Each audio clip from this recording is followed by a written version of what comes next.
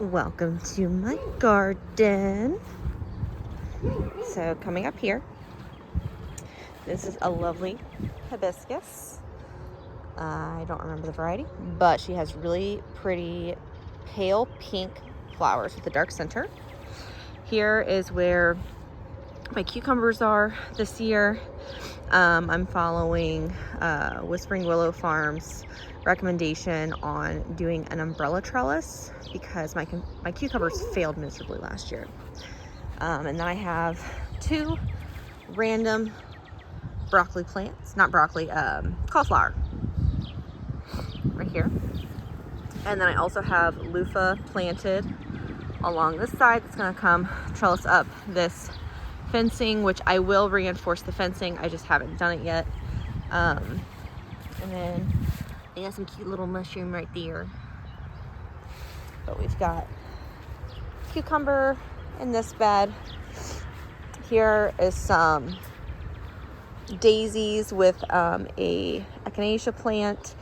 The tomato cages, or I should say plant supports, are around specific plants to let my husband know what he's not allowed to mow. Over here are a couple no-dig beds. By a couple, I mean 4.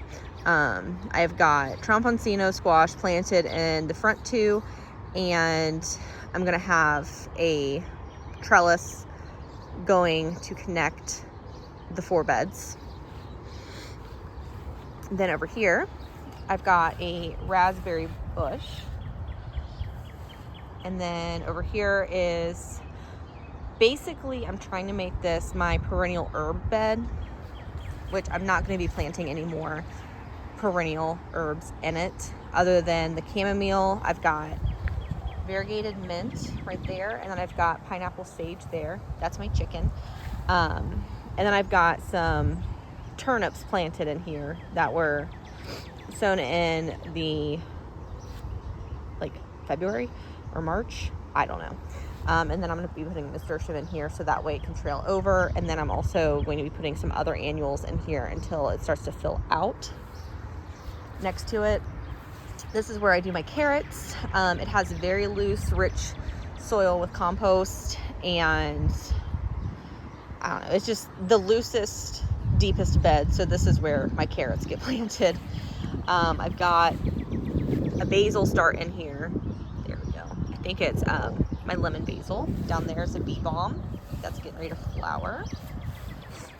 And then in these, I've got my sweet peppers here, and I've got some onion interplanted with them, and also chard, which I've never had chard before. So if you have good chard recipes, hit me up.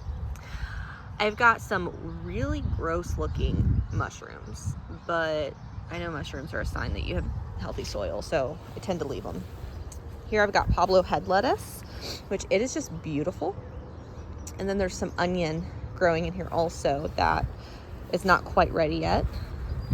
This is tomato bed number 1. That is tomato bed number 2. My beds are 8 feet long by 4 feet wide, and I break rules with my tomatoes, and I have them coming up on both sides of the trellises, and then I am just very, very diligent about pruning and maintenance on my tomatoes. So I didn't have any issues with disease until the end of the season last year. And then down here, I'm also going to be planting tomatoes. There's a few sunflowers that I threw down, so tomatoes will go on this as well. And this is, I believe, 10 feet by 3 feet wide, so I'll do like a zigzag of tomatoes here, and then I'll have some tomatoes there. On the trellis, I haven't decided if I'm going to do Kajari melon again here, or if I'm going to try a different melon like my Hara Madu, or North Georgia Candy Roaster Squash. I know Candy Roaster Squash is like really pushing it on this fencing, but and then here's tomato bed number 2. And then over here, so I have peanuts planted here. And over here, I threw down some okra seed just because this gets really good sun. It stays nice and warm. And I want this soil here to get really rich because I have plans for it in the future. Another chicken. That's landscape fabric that I ripped up. And then on the other side of the peanuts, I will have some tomato plants. My fencing will get adjusted. That's future compost site. But the peanuts are starting to flower, which is really cute. So it's got a little yellow flower. I am in Southwest Ohio, Zone 6. And our summers typically stay in the 80s and 90s. But here's my walking Egyptian onions, which are just really kind of fun. I've never cooked them before. So if you have these and you use them, let me know what you do with them, because I don't know. I just thought they were really cool. A friend gave them to me. Here's some garlic that I have no idea how to tell when to harvest. So yeah, and there's garlic also planted along the cinder blocks there. This is my son's bed. I gave it to him. This is chives that I had planted last year that went to seed. But this is my son's bed. This is just for him to plant things that he is allowed to pick, in hopes that he leaves my stuff alone. But it's mostly flowers. That is a weed that just smells really, really good. So we left it because it smells amazing. He calls it his rub leaf plant, because you rub the leaves and it smells like pineapples. That is a little thing I rigged up with a plant support and some chicken wire, for him to have a pole bean. I'm probably going to put a cucamelon plant in here also because he loves those. But this is Dean's purple pole bean, and my son's name is also Dean, so he wanted to have a plant with his name in his bed. Next is a no-dig cotton bed that I put in. Got 5 cotton plants. I wanted to try it just for fun. It's red foliated cotton from Southern Exposure Seed Exchange. There's my little red wagon that I am using to hold some things until I can get them planted. Those are the rest of my tomatoes, my slicers that are going to go in. I've got garden huckleberry planted here and there. It's going to go everywhere over here because I've heard it's a fantastic trap crop. This is my hot pepper bed. There's currently about 55 plants in this bed, and it is 7 feet by 4 feet. It's probably overcrowded, but my peppers did really well, and the ones that were the closest together last year did the best. So we'll see what happens. But there's tons of different types of hot peppers in here. This is going to be my squash bed, my bushy squash, I should say. So I've got 2 different types of squash. I am very well aware that it's overcrowded. I'm planning on transplanting some of these.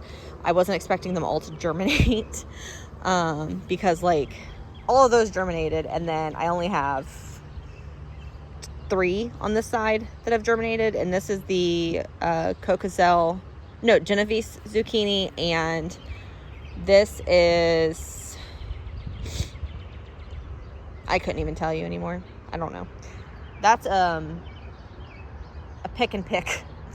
Just my sweet potato starts that don't have my sweet potatoes set up yet, so they're just chilling.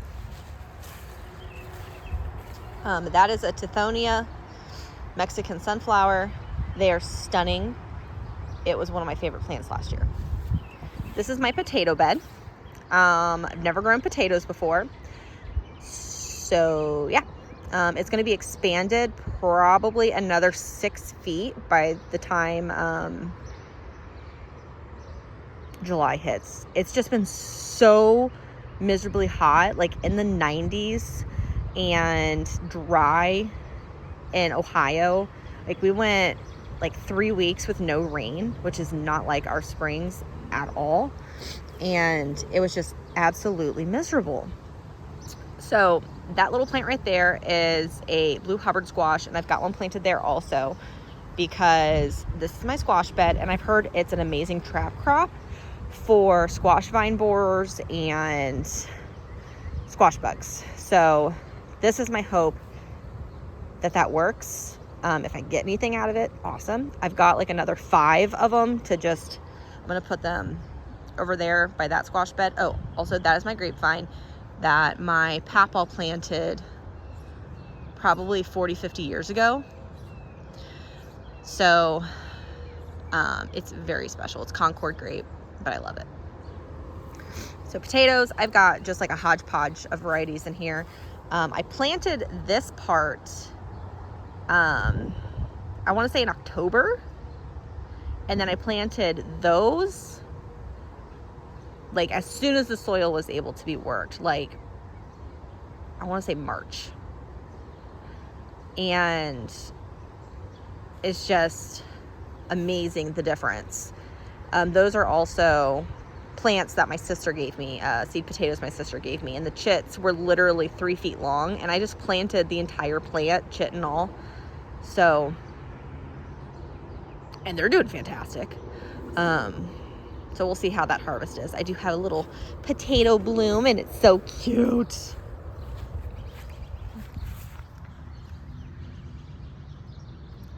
Look how darling. So cute. Another funky looking mushroom. Anywho. So yeah, this is going to be expanded about another 6 feet. Over here, I've got, this is a variety of salvia, Bodacious Hummingbird Falls. It's like Black and Bloom or something like that, but it smells so good. And I had this planted last year close to the house. I didn't know that it gets as big as it did, and it's the first time I'd ever seen hummingbirds in my yard before, so I will forever have this variety. But next to that, I've got a blackberry bush, another blackberry bush, and then I've got blueberry. This is my elderberry that was planted this year, and it's looking great. And then this bag right here, I got it from Meijer, which is a grocery store up here, and it is also elderberry. So this is just where it's gonna go, and this is Max. He's a good boy with eye boogers. Okay. And then coming over here is another no dig. That's my attempt at edging with old pallet pieces. But I have okra planted here. My okra did so good last year. It got about 13 feet tall. That's a scrub daddy, or scrub mommy, I should say. But it was just so much fun. So I wanted to try it over here with its own bed, so I could have more.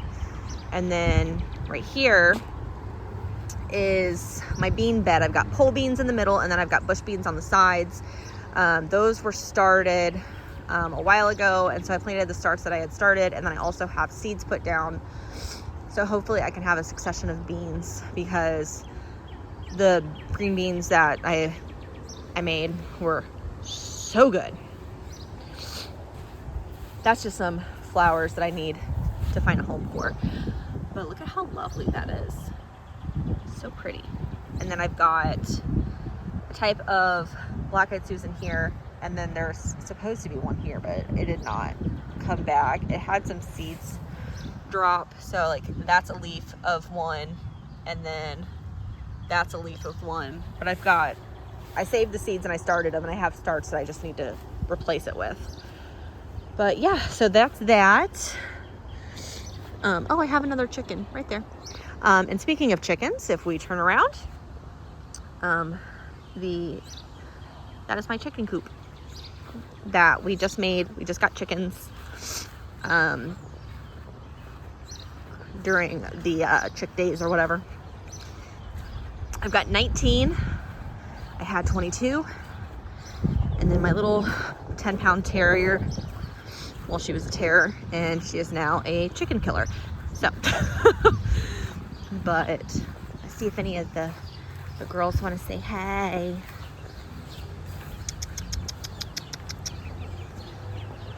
Hi, friends. Hi, friends.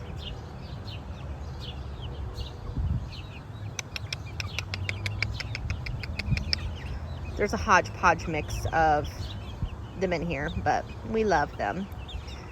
They're so pretty. Hi, babies. This one's been making weird noises today. I don't know.